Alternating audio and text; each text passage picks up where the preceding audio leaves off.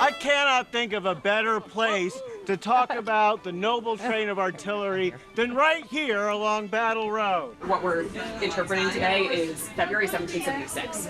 So it's almost a year after Lexington fell. Yeah, so the war has been going on for a while. Bunker Hill has happened.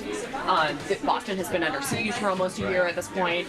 And so that's what all of the cannons from Fort Ticonderoga and the artillery are hoping to do, is to force the British out of Boston. When Knox is coming to towns, people are kind of greeting him with open arms, and they're greeting his men with open arms.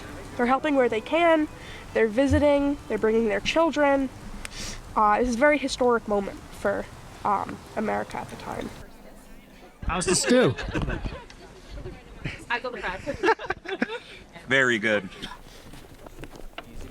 So I know there's a bit of a debate of whether or not they use ox or horse for the Knox Shield. Both. Both. The horses were more expensive, and they were harder to get, and they were, tack is harder to put on. They need higher quality feed, but they were stronger, and they can go for a little longer. They have a little more endurance, so Knox kind of had a collection of both. So what'd you say their names are? This is Knox, and that's Gates. Knox. So Gates and Knox. Hi.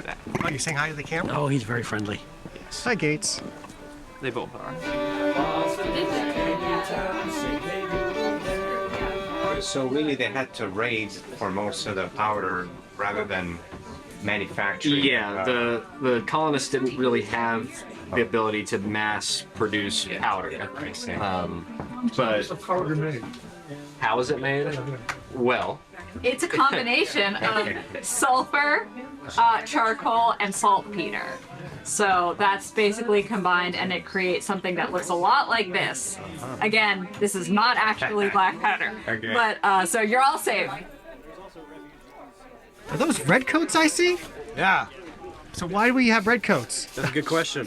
These are durable uniforms made out of heavy cloth. They're issued every year to British soldiers. But we know some of those soldiers desert in Concord, Massachusetts following the opening battle. We know from testimonies taken after the fact that the British dead were stripped naked before they were buried. Sturdy clothes, much less clothes that match, is the priority, even if it is, in some ways, the enemy's clothes. So at this time period, right, Knox is traveling along. He's not bringing, there's no women in that party, right? So they're stopping at different towns for the night. They probably sent out their laundry, right? If they stayed in a place more than once, or kind of sent it home and got it back, right?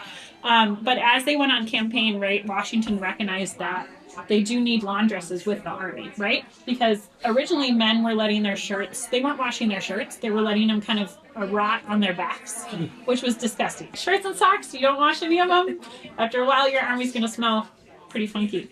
The one thing they needed, and I think this tavern right here is testament to just how good preparations were before the war, with everything from bullets, gunpowder, provisions, even hospital stores, all brought to places like this in case big speeches suddenly turned into war.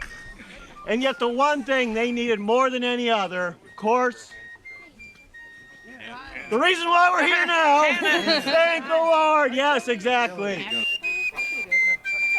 You're real close. Front, front, march.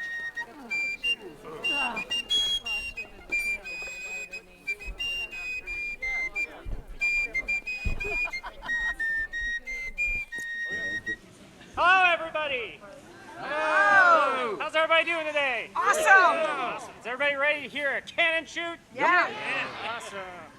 Make ready. All right, this is your cue. Fire. Cut, cut. Wow. Yay.